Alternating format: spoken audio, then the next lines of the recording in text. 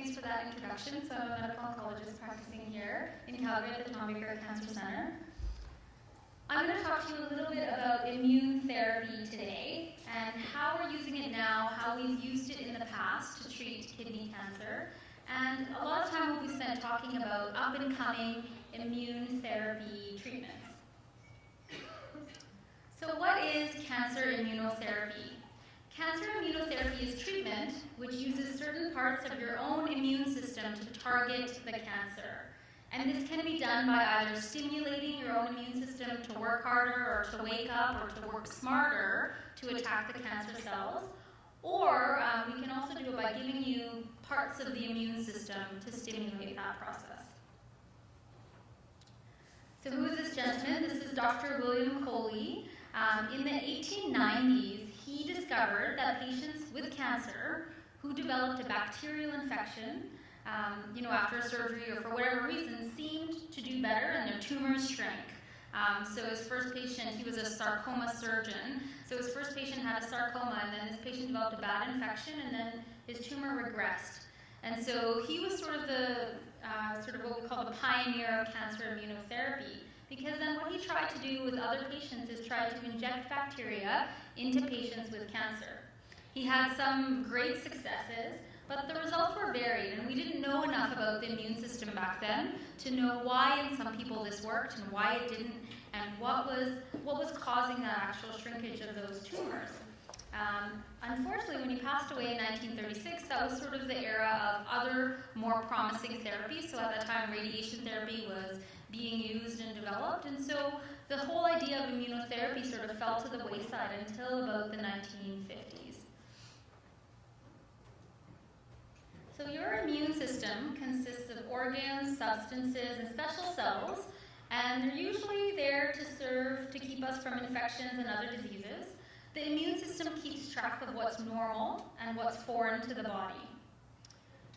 Antigens are little molecules or proteins that are found on these foreign substances.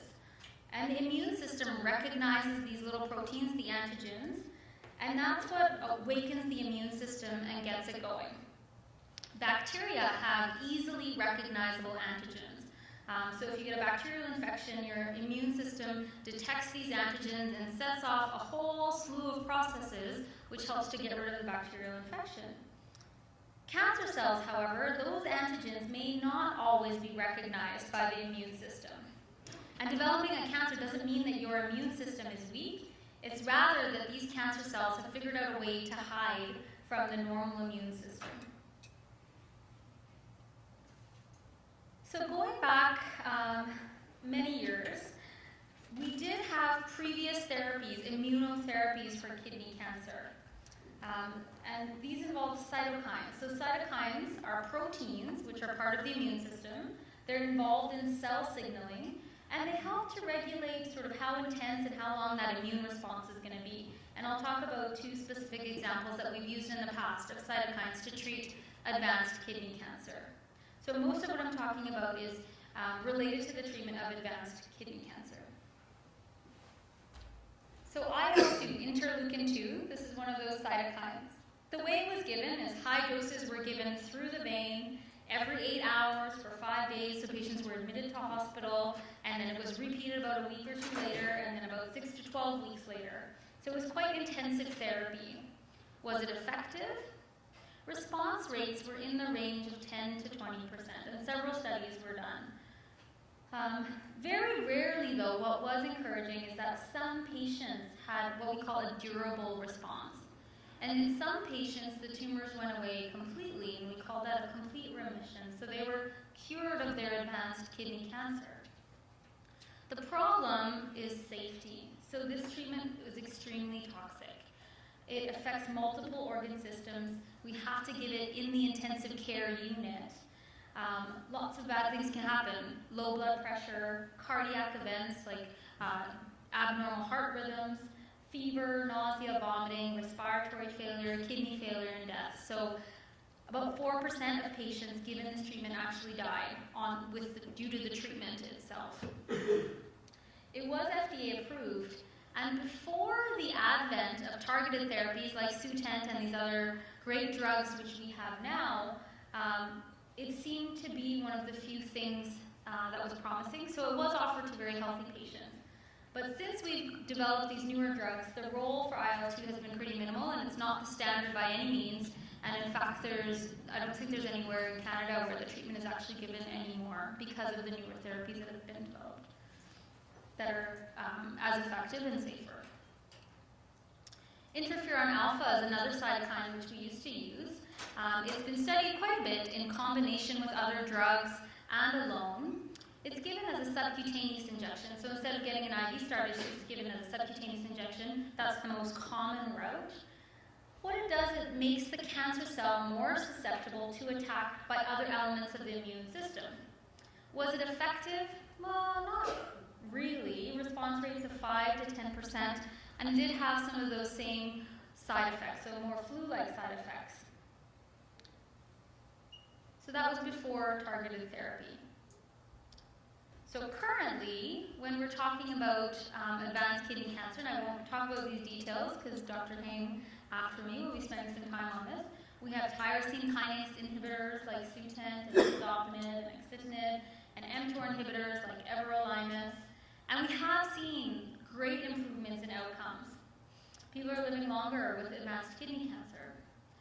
However, we're seeing very few complete responses, which means we still don't think of it as a cure. We don't think that Sutent is a cure for advanced kidney cancer, but rather keeps the disease under control. Because what happens is, I think we're seeing sort of a plateau in efficacy. They can work for a period of time. We do give you toxicities with these treatments. Some patients don't respond at all, so unfortunately some patients will never have any benefit from these drugs. And over time, you can develop resistance to these medications. So we've come a long way, but I think there's still room to grow. It's funny I'm saying that, 7 months pregnant. So the next generation, immunotherapy for renal cell cancer. I'm going to talk about immune checkpoint blockade. So there's a few drugs which are currently being investigated, and I've just picked a few to talk about because these are the ones that are furthest along in sort of their research and development. So there's a few phases of clinical trials that a drug has to go through before we know how well it works and all the potential side effects to expect. So these ones I'll talk about are sort of the ones that are further along in that spectrum. There's still early phase studies, and just a caveat, none of these are currently approved for routine use, okay? So we're just talking about hopefully agents that are going to be working well in the future. This complicated picture is sort of two ways the immune system works. So this big blue thing in the middle is the T cell, which is a very important part of your immune system. On this side, we have what we call an antigen-presenting cell. So what happens early on when something foreign gets introduced to the body, this antigen-presenting cell takes that antigen that's on that foreign molecule, like a cancer cell. It'll take that antigen and present it to the T cell. This is what we call sort of the priming phase of the immune system. What happens then is that the T cell sort of wakes up and says, hey, this is a bit abnormal, and let's start the immune system's processes and let's get things going. So that's sort of one part of the pathway. Another part is what we call the effector phase. So now this T cell already recognizes this cancer cell antigen because it's seen it before over here, and then it helps to keep the immune response going. So we think that this part of it is what starts the immune system, and then this part of it keeps the immune response going, which is what you want if you have a cancer. You want your immune system to react to it and get rid of it. Unfortunately, what cancer cells have been able to do is to hide and sort of evade the immune system. And one of the ways that it does that, so this molecule here, it's called CTLA4. If it binds over here to this B7, it kind of puts the brakes on that part of the immune system, okay? So this seems to be a bit upregulated in cancer. And so with that discovery, we thought, well, hey, why don't we try to block this pathway so So instead of having the brakes on, we've taken off the brakes and the immune system can wake up again and recognize this cancer. So that's one of the drugs we'll be talking about. Similarly, on this other side, you have this complex that's called PD-1, and then there's PD-L1 on the tumor cell. When these two are talking to each other, again, the immune system is quiet. It's sort of, the brakes are on. So new developments have found ways to take the brakes off, so to block either PD-1 or PD-L1 to try and keep that immune response going and to treat the cancer. So to stimulate your own immune system to treat the cancer. So again, this is just more detail about that, the T cell interaction with dendritic cells. And dendritic cells are just those antigen-presenting cells that we talked about in the first phase of the immune response. So if we, the CTLA4 molecule, if we block that process, the brakes are off, okay? And Immulumab, that's one of the drugs, you don't have to pronounce it, there will be no quiz, you can call it IPI for short. It's one of the drugs that blocks CTLA4. And then when we talk about maintaining the immune response, so that's where we have, the PD-1 and the PD-L1 blockers. And I think I have the name on there. Nivolumab is one of them. We'll talk about that in a minute. So Nivolumab is a PD-1 antibody, and I'll talk about a couple completed trials. One looking at this agent alone to treat advanced kidney cancer, and another trial that looked at the combination with targeted therapy. So in one phase 2 study, which means that it's sort of in the midway point of development, about 168 patients with metastatic renal cell carcinoma who'd been previously treated. So these patients had previously been treated with 1, 2, or 3 other drugs, including drugs like Sutent, were given Nivolumab to see what kind of benefit there would be. This study had 3 different doses of Nivolumab, trying to figure out which was the best one. This drug is given intravenously, and it was given every 3 weeks in this trial. Was it effective? Response rates were about 20%, which is not too bad in patients who've already been treated with multiple other drugs. What was interesting is that some patients had a very durable response. So out of those patients who did respond, about half of them had a durable response, which means looking 12 months down the road, they still had disease which was controlled by this treatment. So it's pretty exciting. And if we look at survival, so how long are patients living on this drug, the average was about 25 months, which is 2 years, and that's pretty exciting in patients who've already been treated with drugs like Sutent. So this looks like a promising drug to treat kidney cancer. Is it safe? There seem to be low rates of serious side effects. There was some fatigue, nausea, rash, and diarrhea seen. And we're seeing these side effects because we're stimulating your immune system. So if we're stimulating your immune system might start to get angry to normal parts of your body, like your bowel, and that's why you might get diarrhea, get some inflammation there. And your skin might get angry there and cause a rash. Only 11 patients out of the total 168 had to stop the treatment due to side effects.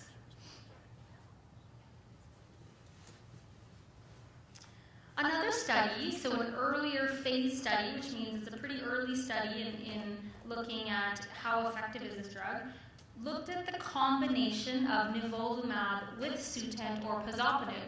So looking at the combination with a newer immune therapy and a targeted therapy. And some of these patients had never received any treatment before. Some patients had.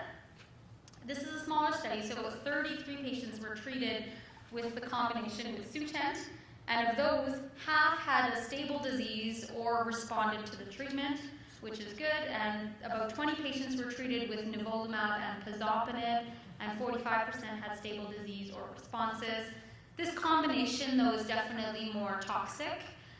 So some of you who have been on drugs like Sutent can't imagine throwing anything else into the mix, which would make you feel worse. But definitely more side effects were seen, including blood pressure. Diarrhea was a problem with this combination with Sutent, and an elevation in liver enzymes was a problem with this combination of pazopanib.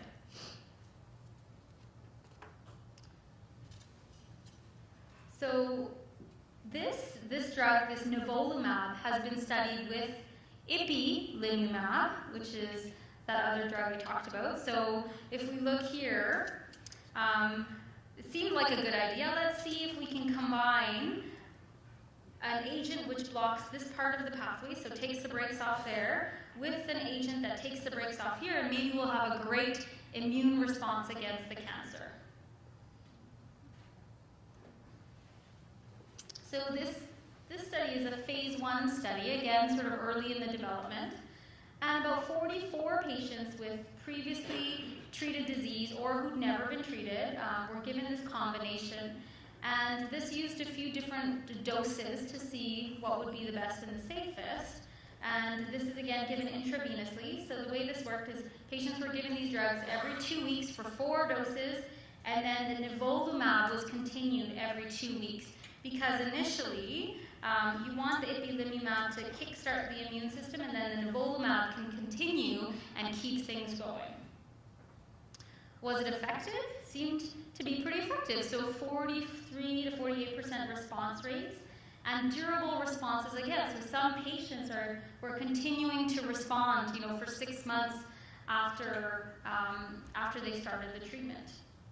Is it safe? So the safer dose was one with the Nivolumab 3 milligrams and the Ipilimumab 1 milligram. That seemed to be better tolerated. There were some side effects as well, including elevations in some enzymes that come from the pancreas, in some liver enzymes, and some diarrhea and inflammation of the bowel. Okay, and these are immune-related side effects. Another drug, still looking at the second part of that pathway, is what we call a PD-L1 antibody. And this is the name for it. Don't worry, there's no quiz again. You don't have to remember it. They'll come up with a fancy name soon, I'm sure. But we're calling it MPDL3288 right now.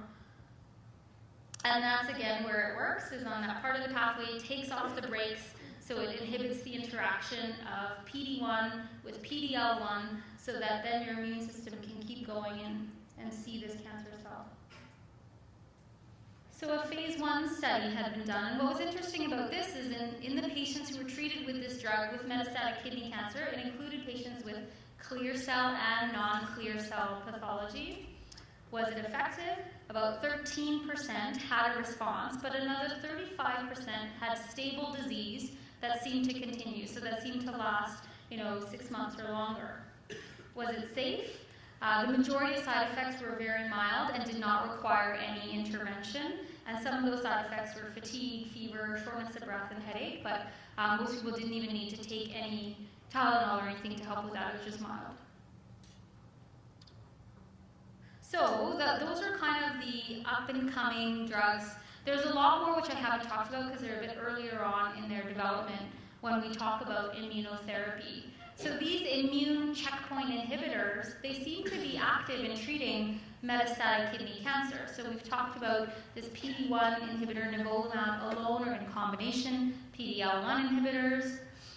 I think that these drugs are likely to become an important part of the treatment armamentarium that we have in a few years. And hopefully these drugs will allow us to overcome some of the resistance that we're seeing with targeted therapies like Sutent, and maybe we'll be able to see benefit in patients who don't have any response to the targeted therapies. What's really exciting is that patients with non-clear cell kidney cancer seem to respond. And the side effects, they're there, but they seem to be manageable at this stage of the game. There are many ongoing clinical trials. So like I said, none of these drugs are ready for prime time, and you won't be getting them as part of the standard of care yet. But there are many clinical trials going. And when we try to answer the question is, what's the best first-line treatment? So if you've just been diagnosed with metastatic kidney cancer, what is the best thing we can offer you before you've started on any other drugs? And there's a current phase 3 trial which helps us answer the question of, how much longer do people live with this combination versus what we used to do. So this combination of Nivolumab and Ipilimumab is being compared to Sutent. And that trial is currently ongoing worldwide, and we are enrolling patients here in Calgary.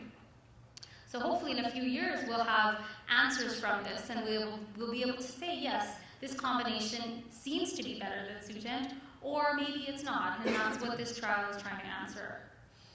Another question that is trying to be answered is, what is the optimal second-line treatment? So if you've already had one targeted drug, what is the next best thing? And that's where Nivolumab versus everolimus. There's a phase 2 study going on. It's completed enrollment, and I think we're just awaiting results from that.